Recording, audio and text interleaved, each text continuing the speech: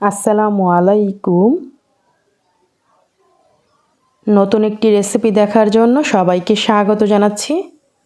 আজকে আপনাদের সাথে শেয়ার করব 1 কাপ গরুর দুধে মাত্র একটি ডিম দিয়ে মুখে স্বাদ লেগে থাকার মতো একটি রেসিপি। এই রেসিপিটি বাসায় তৈরি করলে সবাই খেয়ে অনেক বেশি প্রশংসা করবে, এতটাই সুস্বাদু হয়। আশা করি পুরো ভিডিওটি দেখবেন। চলুন দেখে নিই। প্রথমে একটা মিক্সিং বলে ফুল ক্রিম গুঁড়া দুধ নিয়ে নিচ্ছি 1 কাপ। এখানে অবশ্যই ফুল ক্রিম গুঁড়া দুধটাই নিতে হবে। তারপর দিয়ে দিচ্ছি এখানে আধা চা চামচ বেকিং পাউডার। 1 কাপ গরুর দুধের জন্য আধা চা চামচ বেকিং পাউডার নিতে হবে। বেকিং পাউডারটাকে ভালো করে মিশিয়ে নিয়েছি। এখন দিয়ে দিচ্ছি 1 টেবিল চামচ ঘি। ঘিটা কিন্তু এখানে অবশ্যই দিতে হবে। ঘিয়ের পরিবর্তে তেল দেয়া যাবে না, তেল দিলে ভালো হবে না। তো এখন এই ঘিটাকে ভালো করে মিশিয়ে নিতে হবে গরুর দুধের সাথে একটু সময় নিয়ে। বেকিং পাউডার এবং ঘিটাকে ভালো করে মিশিয়ে নিয়েছি। এখন এখানে একটি ডিম ভেঙে দিয়ে দিচ্ছি। 1 কাপ গরুর দুধের জন্য একটি ডিম দিলেই হবে। ডিমটাকে এখন গরুর দুধের সাথে মাখিয়ে নিচ্ছি আর একটু ডো তৈরি করে নিচ্ছি। একটু সময় নিয়ে ডিমটাকে ভালো করে মাখিয়ে নিতে হবে গরুর দুধের সাথে। আর এটা কিন্তু বেশ আঠালো হবে, শক্ত ডো হবে না। তো এভাবে কিছুক্ষণ মাখিয়ে নেওয়ার পর আমাদের এখানে একটা ডো তৈরি হয়ে গিয়েছে। এই যে দেখুন, ডোটা ঠিক এরকম একটু আঠালো হবে। এখন আমরা এই ডোটাকে রেস্টে রেখে দিব 5 মিনিটের জন্য। ডোটাকে আমি 5 মিনিট রেস্টে রেখে দিয়েছি।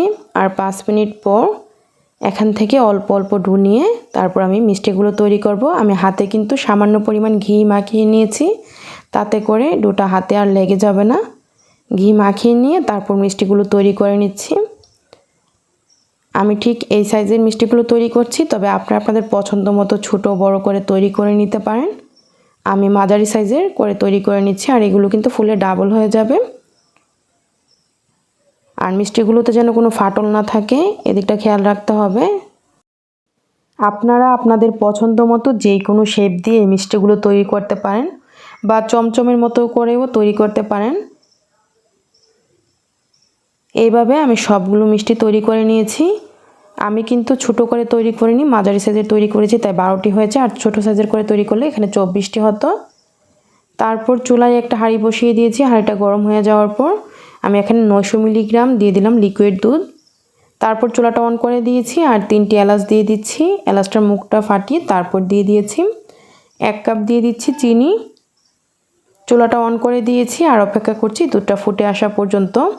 এই দুধটা কিন্তু জাল করে একদম ঘন করা যাবে না। যদি ঘন হয়ে যায় তাহলে কিন্তু মিষ্টির ভিতরে দুধ ভালোভাবে ঢুকতে পারবে না আর মিষ্টিগুলো শক্ত হয়ে যাবে। কিছুক্ষণ পর দুধটা কিন্তু ফুটে এসেছে। আর এখন আমি 2 মিনিট জাল করে নিচ্ছি, এর চেয়ে বেশি জাল করব না। এই অবস্থায় আমরা যে মিষ্টিগুলো তৈরি করে রেখেছিলাম মিষ্টিগুলো দিয়ে দিচ্ছি। সবগুলো মিষ্টি একসাথে দিয়ে দিতে হবে। চুলার আঁচটা আমি মিডিয়াম টু হাইটে রেখেছি আর সবগুলো মিষ্টি দিয়ে দিলাম। তারপর ঢাকনা দিয়ে ঢেকে রেখে দিচ্ছি।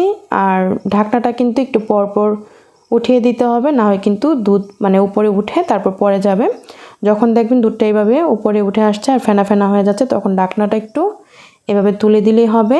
যখন দুধটা একটু নিচে নেমে যাবে তখন আবারও ঢাকনা দিয়ে এইভাবে 10 থেকে 12 মিনিট জাল করতে হবে।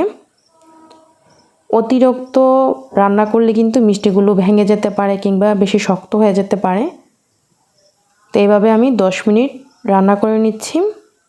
আর কিছুক্ষণ পর পর এভাবে ঢাকনাটা তুলে তারপর আবার ঢাকনাটা দিয়ে দিচ্ছি আর এভাবে একটু জাকিয়ে দিচ্ছি।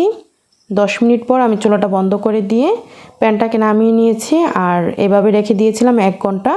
1 ঘন্টা পর মিষ্টিটা যখন ঠান্ডা হয়ে গিয়েছে, আমাদের এখানে কিন্তু রসমালাইয়ের এই মিষ্টিটা তৈরি। এখন এই রসমালাইয়ের মিষ্টিটা আপনারা নিশ্চয়ই দেখে বুঝতে পারছেন কতটা পারফেক্ট হয়েছে। একটা মিষ্টিও কিন্তু ভেঙে যায়নি। অনেকেই কমপ্লেন করেন গুঁড়া দুধ দিয়ে মিষ্টি তৈরি করলে ভেঙে যায় কিংবা রসমালাই তৈরি করলে ভেঙে যায়। এভাবে তৈরি করবেন, কখনো মিষ্টি ভাঙবে না। এখন আমি এই মিষ্টিগুলোকে একটা প্লেটে তুলে রেখে দিচ্ছি আর মালাইটা তৈরি করব। আমি সবগুলো মিষ্টি এভাবে তুলে রেখে দিলাম একটা প্লেটে।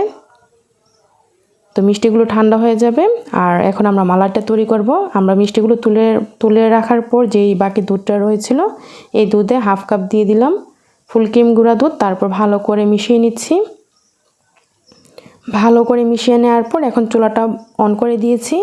চুলা আঁচটা ফুল আঁচে রেখে প্রায় 10 থেকে 15 মিনিট জাল করলেই কিন্তু আমাদের মালাইটা তৈরি হয়ে যাবে। তো 7 থেকে 8 মিনিট পর এই পর্যায়ে এসেছে। আরও ঘন হতে হবে এই মালাইটা। এই যে দেখুন ঠিক এরকম হয়েছে। তো আরও 7 থেকে 8 মিনিট পর মালাইটা কিন্তু আমাদের তৈরি। কতটা ঘন হয়েছে আপনারা নিশ্চয়ই দেখে বুঝতে পারছেন। ঠিক এরকমই হতে হবে রসমালাইয়ের জন্য এই মালাইটা। তো এখন আমি চুলা থেকে নামিয়ে নিচ্ছি আর এরকম গরম অবস্থায় মিষ্টির উপরে দিয়ে দিচ্ছি।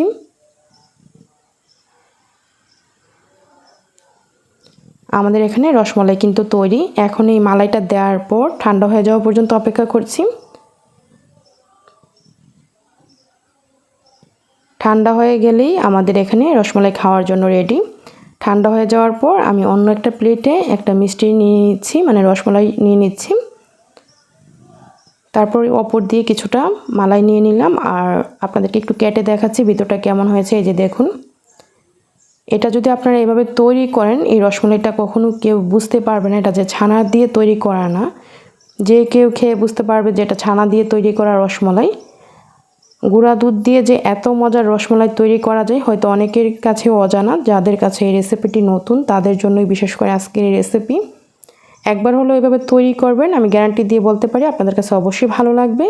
রেসিপিটি যদি ভালো লাগে লাইক, কমেন্ট, শেয়ার দিতে ভুলবেন না।